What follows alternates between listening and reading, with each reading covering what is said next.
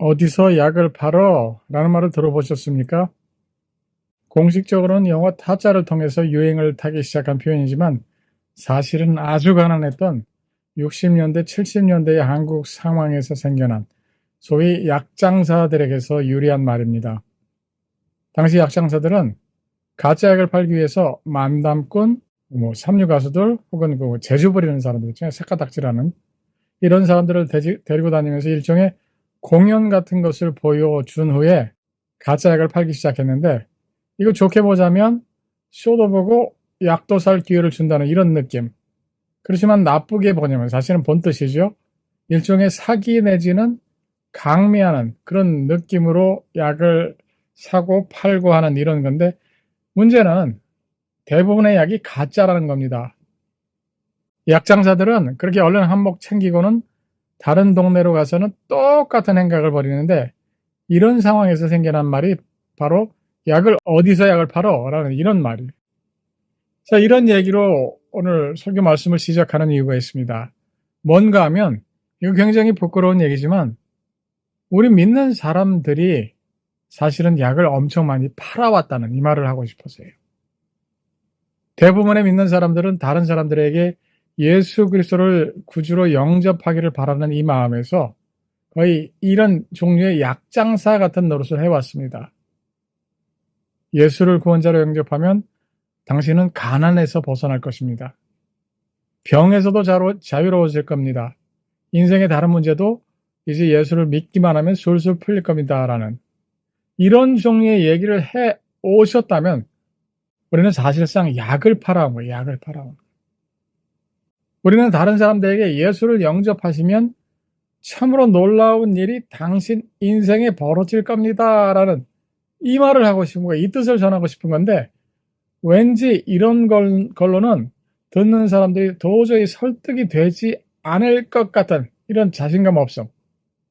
그런 것 때문에 복음에다가 엄청 꿀을 발라대고는 이게 하나님의 복음이고 이게 예수의 복음입니다. 라고 전하며 살아왔다. 그런 식으로 약장수 노릇해온 겁니다. 복음을 부끄러워하지 말아야 할 우리가 복음을 부끄러워하면서 그렇게 살아왔다는 얘기입니다. 기도란 것도 마찬가지입니다.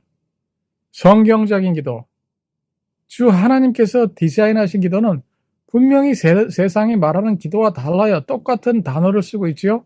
세상도 기도라고 부르고 우리도 기도라고 하는데 세상의 기도와 예수 믿는 사람의 기도는 다릅니다. 근데 왠지 성경이 말하는 순수한 의미의 그런 기도를 전하게 되면, 기도의 효과에 대해서 전하게 되면 사람들이 그걸 안 들으려고 할 것 같아서, 그리고 그런 기도를 같이 훈련하면서 나가는 그런 세션에도 와줄 것 같지 않아서 거기에다가도 엄청 꿀을 발라가지고는 그런 게 마치 성경적 기도 혹은 주님이 원하시는 기도인 양 가르치며 배우며 우린 그렇게 살아왔습니다. 그래서 이 시간 다시 한 번 더 오래전에 몇 주 전에 나눴죠. 야베스의 기도라는 제목으로 말씀을 나누었는데 오늘은 야베스의 기도 파트 2가 되겠죠. 야베스의 기도 2부라는 제목으로 기도에 관한 말씀을 잠시 나누어 보려고 합니다. 전에 무슨 얘기를 했냐면 브루스 윌킨슨이라는 분이 야베스의 기도라는 책을 냈는데 이게 엄청 불리하게 팔렸다는 이런 얘기를 했습니다. 그리고 그 책의 내용은 오늘 본문에 나오는 야베스가 한 기도가 우리의 기도의 패턴이 되어야 한다. 힘든 세상을 사는 우리도 야베스가 한 그걸 패턴 삼아서 기도해야 하나님께서 주시려는 복을 실제 삶 속에서 경험하며 살게 된다라는 이런 내용이라고 말을 했어요. 그러면서 당시 많은 사람들이 이 책을 사서 읽고는 왜 우리 교회에서는 세상의 복을 구하지 못하게 하느냐 하면서 목회자들에게 따지는 일도 벌어졌다고 하는 얘기도 했습니다. 근데 정말 어이없는 부분이 뭔지 아십니까? 너무 어이가 없게도 브루스 윌킨슨이라는 분이 자신의 그런 주장의 근거로 삼고 또한 수많은 사람들을 꼬드기는 데 사용한 얘기는 바로 이런 자작 우화, 스스로 만들어내는 우화, 어디서 봤는지 그건 모르겠는데 아무도 제가 볼 때는 스스로 만든 것 같은데 이런 자작 우화를 근거로 그렇게 했다는 거예요. 간략히 제가 읽어볼게요. 정리한 것을 제가. 존스라는 사람이 죽어서 천국에 가게 되었다. 베드로가 여기저기를 안내해 주는데 어떤 이상하게 생긴 건물 하나를 지나가게 되었다. 거대한 웨어하우스 같은 것이었는데 창문은 하나도 없고 오직 문 하나만 달랑 달려 있었다. 그래서 그가 베드로에게 간청을 해서 안으로 들어가 구경을 할 수 있게 되었는데 이 창고 안에는 바닥에서 천장까지 선반들이 들어차 있었고 각 선반에는 빨간 리본이 묶여진 하얀 상자들이 깔끔하게 정돈이 되어 있었다. 그런데 이 상자들은 모두 선반에는 빨간 리본이 묶여진 이 상자들은 모두 앞면에 사람들의 이름이 쓰여 있었기 때문에 존스는 자기 이름이 쓰여진 상자를 열심히 찾아야겠다 하는 이 생각을 하게 되었고 어렵지 않게 자기 것을 찾아서 열어보게 되었다. 그가 이 하얀 상자를 여는 동안 베드로는 깊은 한숨을 쉬면서 불쌍한 듯이 그를 쳐다보고 있었는데 도대체 무슨 이유로 그랬던 걸까? 그 이유는 상자 안에 그가 이 세상에 사는 동안 하나님께서 주시기 원했던 수많은 복들이 가득 차 있었기 때문이다. 그렇지만 존스는 한 번도 그런 복들을 하나님께 구한 적이 없었기 때문이다. 결론적으로 우리가 살면서 하나님 주시는 복을 경험하지 못하는 이유는 구하지 않았기 때문이다. 따라서 야베스가 구했던 것처럼 우리도 세상 복을 기도로 구하기만 한다면 하나님이 준비하신 복을 어렵지 않게 경험하며 살게 된다. 이런 내용이에요. 자, 들으시면서 어떤 생각이 드셨습니까? 많은 목회자와 설교자들이 기도에 대해서 이런 식으로 가르쳐 왔습니다. 약을 팔아왔다는 말이에요. 난 이런 주장에 대해서 제 생각을 간략히 두 가지 말하고 싶은데 동의하는 부분이 있습니다. 그게 어떤 거냐면 기도해야 한다는 사실. 예수 믿는 사람들 기도가 너무 없어요. 기도가 없으니까 무능력합니다. 무능력하니까 감당해야 할 일들 혹은 경험해야 할 일들을 경험하지 못합니다. 그래서 다시 무능력의 사이클로 들어가서 이것이 뱅뱅 도는. 그래서 교회를 다녀도 재미가 없고 성경에 보면 하나님 주신 약속들이 그득한데 그런 약속에 담겨진 축복들을 경험하지 못한다며 산다는 이 사실. 그러니까 기도해야 한다는 것. 브루스 윌킨슨의 주장 중에 기도해야 합니다 라고 하는 부분은 충분히 동의할 수가 있어요. 그런데 동의하지 못하는 부분도 있죠. 그건 바로 기도의 내용입니다. 야베스는 자신의 인생이 너무도 힘드니까 세상 복을 놓고 그거 해결해 달라고 하나님께 끈질기게 기도했다. 그랬더니 결국 하나님께서 들으시고 복을 주셨다. 이 결론에는 도무지 동의를 하지 못하겠다는 겁니다. 자, 지금 본문을 통해서 우리 앞에 지극히 제한적인 정보만 주어졌지만 그럼에도 불구하고 그의 기도 생활을 재구성해 볼 만큼은 되는데 자, 어떤 걸 재구성할 수 있을까? 야베스의 기도 생활에 관한 재구성 첫 번째 본문 10절을 보셨으면 좋겠습니다. 야베스가 하나님께 기도할 때 하나님을 뭐라고 불렀습니까? 하고 많은 여러 가지 하나님을 향한 호칭이나 하나님의 성품을 나타내는 그런 단어 중에 하필이면 야베스는 이스라엘의 하나님이라고 이렇게 불렀어요. 내가 볼 때 여기에 아주 중요한 정보가 담겨져 있는 것 같은데 자, 뭐냐면 이스라엘이라는 표현 속에는 두 가지 의미가 있다는 거예요. 그런데 그 중에 하나는 그게 야곱이 야복강가에서 밤새 천사와 씨름해서 얻게 된 이름이다라는 이런 의미고 이게 첫 번째 의미고 그 다음에 또 하나는 어떤 의미냐면 결국 그게 어떤 이름이 되죠? 누구의 이름? 어떤 나라의 이름이 되죠? 하나님께서 애굽에서 불러내신 하나님께서 택하신 민족 하나님께서 제사장으로 부르신 그 어떤 나라의 이름이 되었다는 겁니다. 이거 다들 잘 아시는 내용이죠? 그렇다면 우리가 질문을 좀 더 바꿔서 구체적으로 생각을 해보자면 왜 야곱은 야복강가에서 밤새 천사와 씨름을 해야만 했나? 아니 그 이전에 왜 그는 그렇게 험난한 인생을 살 수밖에 없었는가 하는 것, 이런 질문에 대해서 답을 할 수 있어야 할 것 같아요. 우리 잘 아시는 것처럼 그는 늙어서 눈이 잘 보이지 않는 아버지 이삭, 그리고 쌍둥이 형님 되는 에서를 속이고 장자의 축복을 받고 그리고는 도망을 치죠. 재미있게도 그때 나이가 몇인 줄 아십니까? 많은 사람들이 젊은 야곱 이렇게 생각을 하는데 사실은 그때 나이가 야곱이 77세가 되던 해예요. 그렇게 젊은 나이는 아니지요. 그래서 도망을 가게 됐는데 그는 바로 그곳, 도망쳐간 그곳에서 야곱보다 엄청 고수인 속임수의 달인 외삼촌 라반에게 걸려들어서 20년 동안 온갖 개고생을 다 겪은 후에 마침내 큰 가족을 이루어 가나안 땅으로 되돌아오게 됩니다. 그러니까 이때 나이가 몇 살이겠어요? 20년을 겪었으니까 97세. 그런데 이때 어떤 문제가 야곱을 기다리고 있게 됩니까? 형 에서가 많은 사람들을 이끌고 동생 야곱을 만나기 위해서 점점 다가오고 있다는 문제. 이 문제가 바로 앞에 놓여지고 있었죠. 그렇게 되면 어떤 일이 벌어질 수도 있습니까? 형 손에 죽게 되는 이런 사태도 벌어질 수 있다는 것. 그래서 이 두려움 때문에 가족을 두 무리로 나눠서 앞서 보냅니다. 그리고는 야복강가에 야곱은 홀로 남게 되고 거기서 천사와 밤새 씨름한 끝에 결국 하나님의 축복을 받게 되고 더 이상 야곱이 아닌 이스라엘이라는 새로운 이름도 얻게 됩니다. 자, 그런데 중요한 질문, 정말로 중요한 질문. 이 모든 고생의 배경에는 누가 있었습니까? 누구 때문에 이런 어려움들을 겪게 된 것인가 말이에요. 그건 바로 야곱의 할아버지가 되신 아브라함 때문이에요. 여기서 아브라함은 억울하게 지금 의문의 일패를 당할 수밖에 없는데 창세기 12장 1절부터 3절을 보시게 되면 아브라함의 부르심에 관한 이런 말씀이 나옵니다. 여호와께서 아브라함에게 이르시되 너는 너의 고향과 친척 아버지의 집을 떠나 내가 내게 보여줄 땅으로 가라.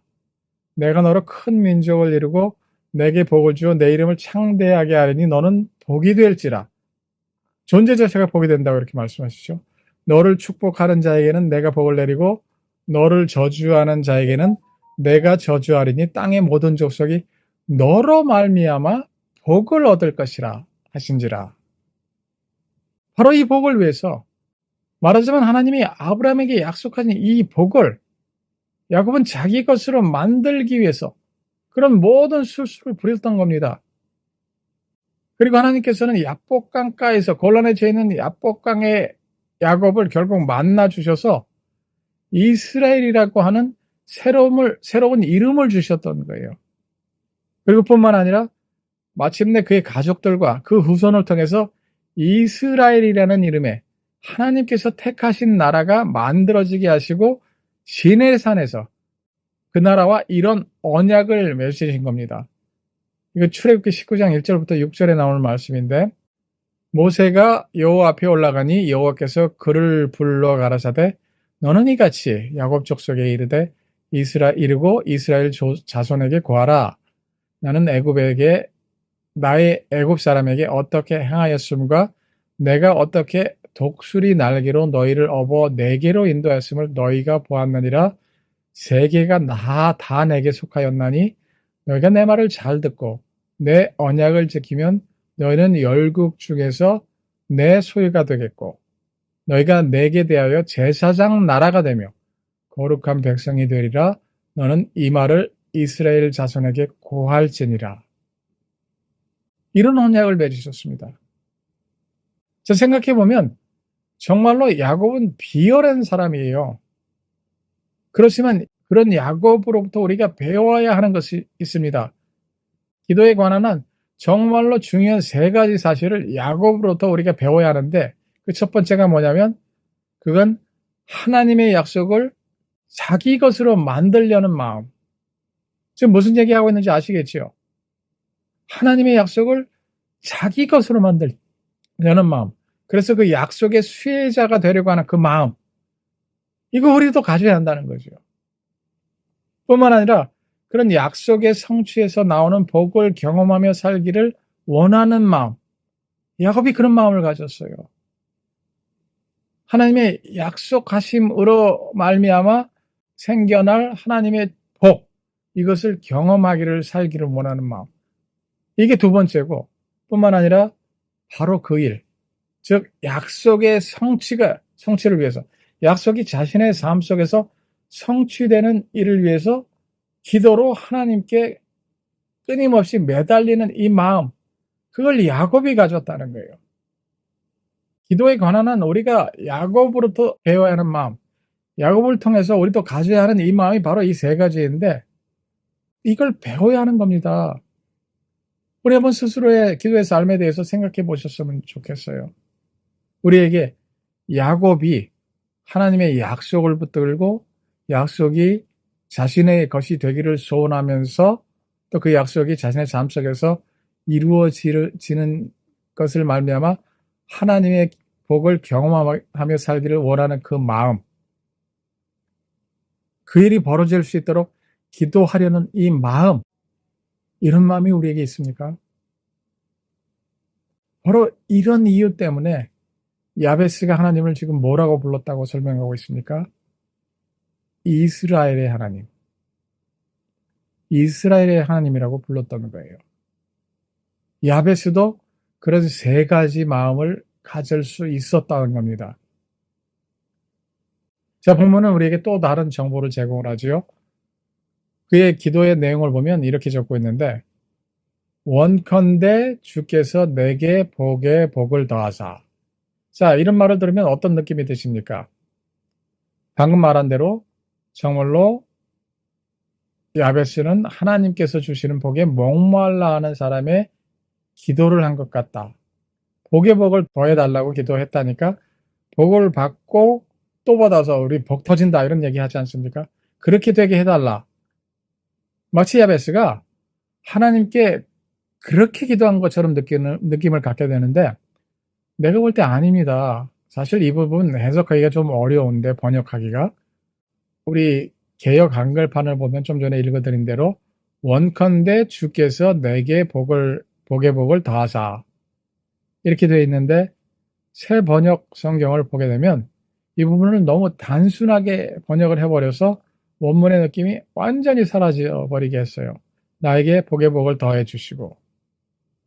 그런데 영어 성경을 보게 되면 번역상으로는 좀 더 이상하지만 좀 더 나은 번역을 했습니다. 대부분 감탄사를 그 문장의 앞에다 집어넣었어요. 예를 들어서 NIV를 보게 되면 Oh, that you would bless me. 감탄을 한 후에 하나님이 나를 축복하시려 한다면 뭐 이런 의미가 되겠죠. 또 NASB를 New American Standard Bible을 보게 되면 부사를 단지 하나 더 집어넣었을 뿐이지만 똑같은 번역을 했습니다. 감탄사가 나오고 That you would bless me indeed. 왜 영어 성경을 번역하는 이분들은 라는 감탄사를 집어넣은 것일까? 이 문장을 적고 있는 히브리 성경을 문자 그대로 번역하자면 이렇게 돼요. If blessing 그리고 코마가 찍히고 That you would bless me. 이걸 굳이 말이 되는 문장으로 바꾸자면은 하나님 축복이라는 게 있고 그걸 가지고 나를 축복하시려 한다면 아마 이런 식의 번역이 될 거예요. 이거 대충 넘어갈 수 없는 굉장히 중요한 부분입니다. 왜냐하면 야베스라는 분이 어떤 심적 배경과 동기에서 기도하기를 시작했는가, 그를 기도하게 만든 동력, 그것은 과연 무엇인가 하는 걸 설명해 주기 때문이에요. 자, 풀어서 설명을 해볼게요. 그래도 좀 어려울 수도 있는데 히브리 성경에는 분명히 만일, if라는 단어가 들어가 있어요. im이라는 히브리 단어가 들어가 있어 만일을 뜻하는 그런 문장인 것처럼 들리고 영어 성경 번역하는 사람들은 라는 감탄사로 번역을 했습니다. 그거를 if라고 번역을 하지 않고. 그러니까 만약에 축복이라는 게 있고 그 축복으로 나를 축복하실 거면 이런 의미가 되는데, 이건 결코 야베스가 막연한 가정하에서 하나님께 기도하기를 시작했다라는 이런 얘기가 아니라, 이건 제 설명이니까 잘 들어보세요. 누군가가 설명해 주는 하나님, 이 하나님이라는 분이 아브라함을 부르셨고 복을 약속하셨다는 얘기, 그리고 그 복이 결국 시내산 언약을 통해서 이어져 왔다는 사실, 그리고 그런 부르심과 복의 약속 안에는 자기 자신도 포함되어 있다는 그런 결론, 그런 얘기를 듣게 된 거죠. 그래서 감탄했다는 겁니다. 감격했다는 겁니다. 놀랐다는 겁니다. 하나님이 그런 계획을 가지고 계신 사실을 듣고는 깜짝 놀랐다는 거예요. 그래서 그는 그런 반응을 보이기 시작했다는 뜻입니다. 그러니까 이 문장에 if라고 히브리 말로 im 이렇게 되어 있는데, 이 if는 가정으로서의 if가 아니라 감격으로서의 if, 확신으로서의 if, 결단으로서의 if, 그렇다면 이라는 의미의 if가 되는 거죠. 그래서 내가 볼 때 이런 이유로 대부분의 영어 성경은 라는 감탄사를 집어넣게 된 것 같아요. 야베스는 새롭게 깨닫게 된 하나님의 약속의 말씀 앞에서 놀라며 감격하지 않을 수 없었다는 겁니다. 뿐만 아니라 그는 좀 전에 설명드렸던 것처럼 그가 기도할 때 하나님을 뭐라고 불렀다고요? 이스라엘의 하나님이라고 불렀다고 했는데, 그렇게 불렀던 것과 똑같은 이유로 그런 약속을 붙들고는 하나님께 기도하기를 시작했다는 겁니다. 우리가 기억해야 하는 중요한 사실은 그가 단지 자신의 필요 때문이 아니라 하나님의 약속이 그가 한 기도의 원동력, 동력이 되었다는 겁니다. 같은 식으로 말이에요. 우리의 필요 때문에 우리는 보통 기도를 시작하게 되는데, 거기서 시작할 것이 아니라 하나님의 약속에서 시작해야 한다는 것. 그래서 하나님의 약속이 우리가 하는 기도의 동력이 되어야 한다는 이 얘기를 지금 성경은 하고 있는 겁니다. 자, 다시 한번 잘 보세요.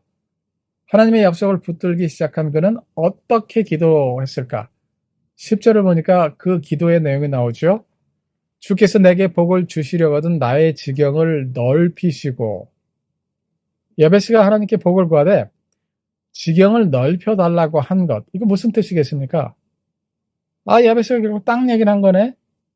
그가 땅의 것, 아니 땅 그 자체를 하나님께 구한 거네? 이런 얘기가 되는 거죠.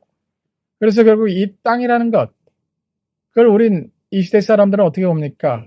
사람이 사는 땅이 아니라 재산의 개념으로 보죠. 투자 혹은 투기의 수단으로 보는 이런 관점을 갖게 됩니다.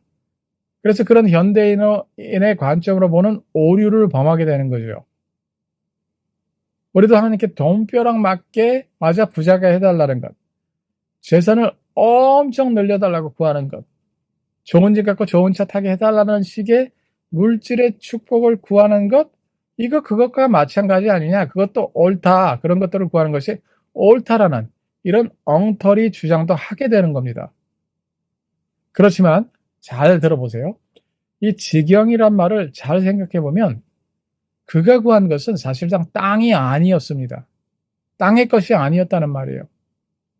위의 것, 하나님의 것이라는 사실을 우리가 알게 되는데, 자, 기억을 해보세요. 전에 그는 약속의 땅 가나안을 취한 직후, 말하자면 여호수아가 죽고 그 이름이 서서히 잊혀가고 아직 하나님은 사사들을 세우시기 전에 그 사이에 태어난 사람이라고 이런 설명을 했어요. 그런데 만일 그가 구한 이 지경을 넓히는 일, 땅을 넓히는 일이 실제 부동산과 관계된 일이라면 아주 심각한 문제가 생깁니다. 왜냐하면 그 기도는 내 땅을 넓혀 주십시오, 내 부동산을 넓혀 주십시오, 내 지경을 넓혀 주십시오 하는 그 기도는 하나님도 들어주실 수 없는 일이기 때문입니다. 하나님의 약속의 땅에서 자기 백성들이 살아갈 때 어떻게 살아야 하는지, 이 점에 대해서 너무도 분명한 입장을 갖고 계셨습니다.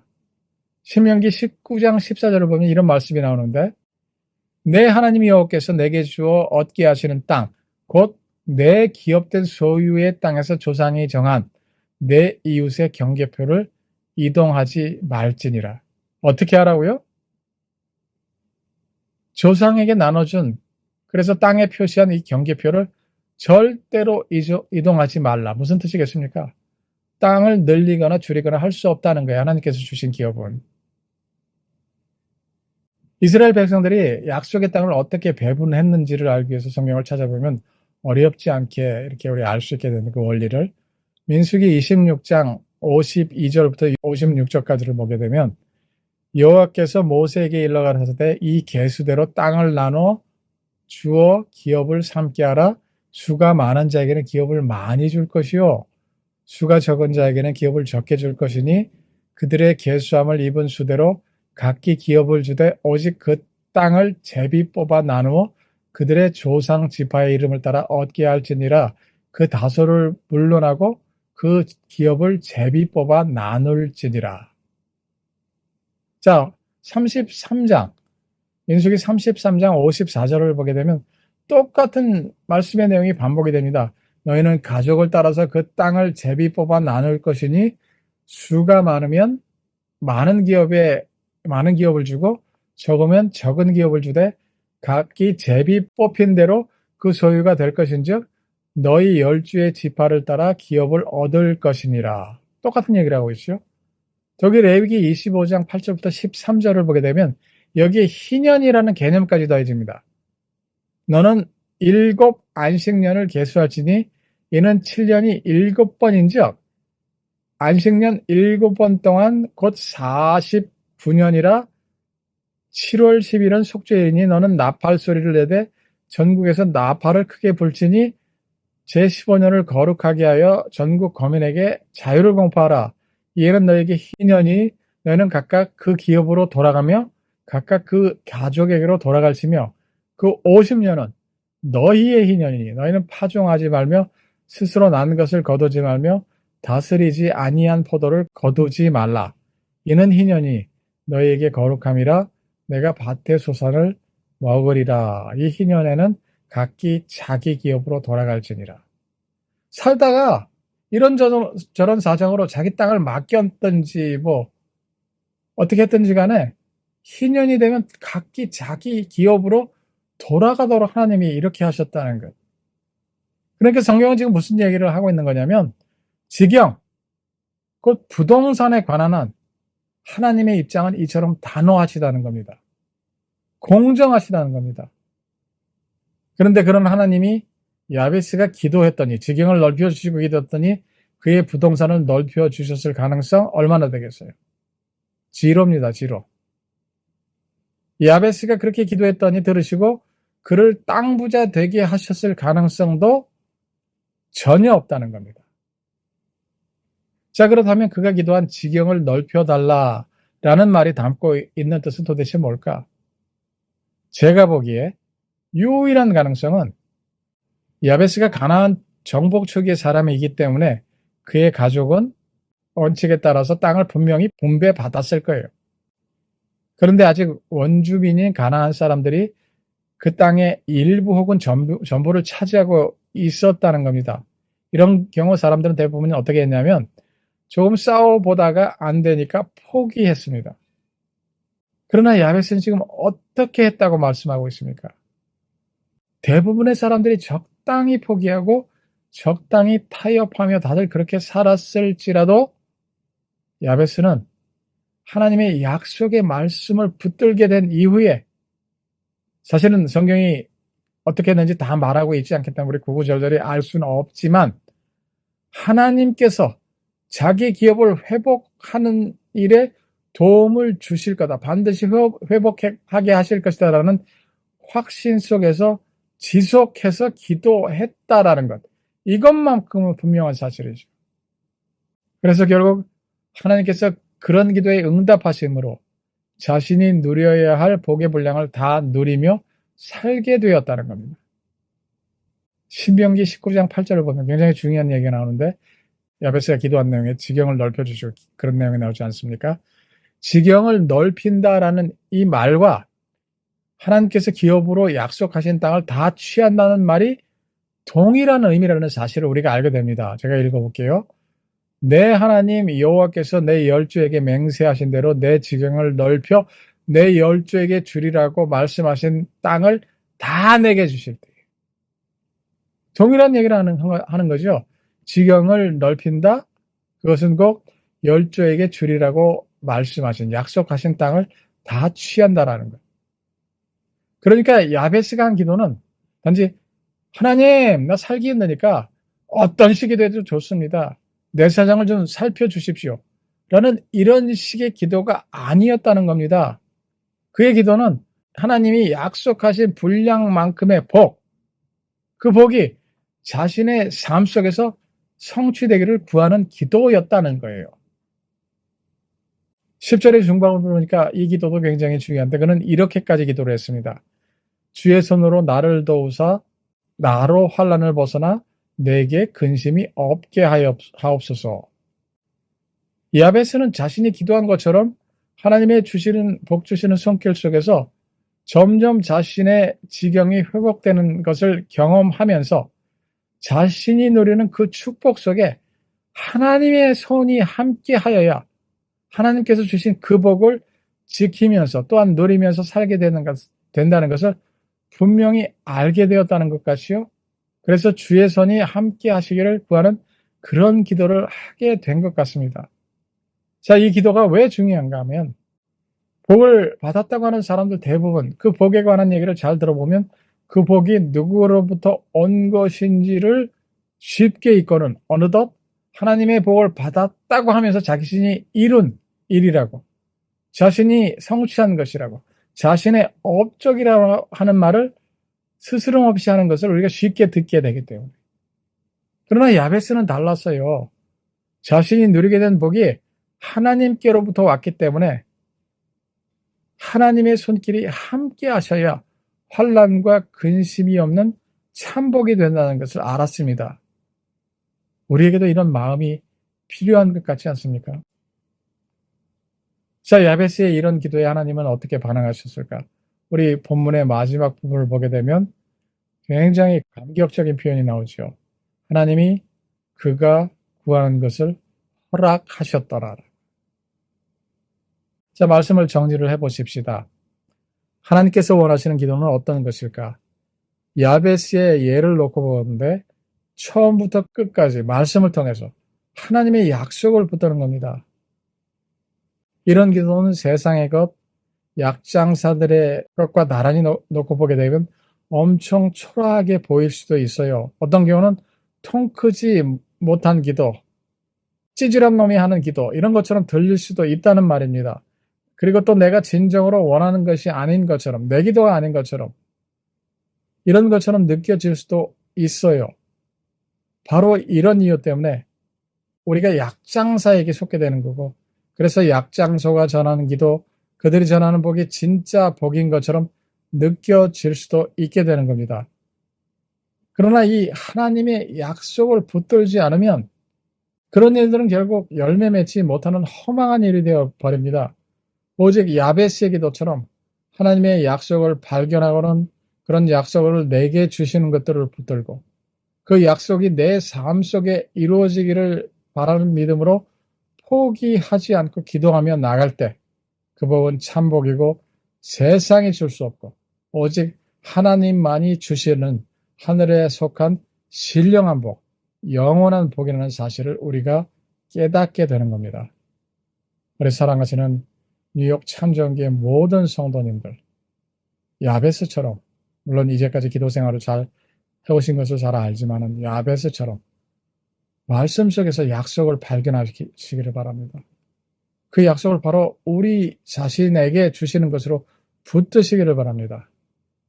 그리고는 그 약속들이 우리 삶 속에서 이루어지기를 바라는 믿음으로 포기하지 않고 지속적으로 기도하며 나아갈 때 우리에게 그 복을 주시는 하나님의 복된 손길을 경험하면서 하나님께 영광 돌리시고 복됨을 누리시는 복된 성도들이 다 되시기를 주님의 거룩하신 이름으로 축원해 드립니다.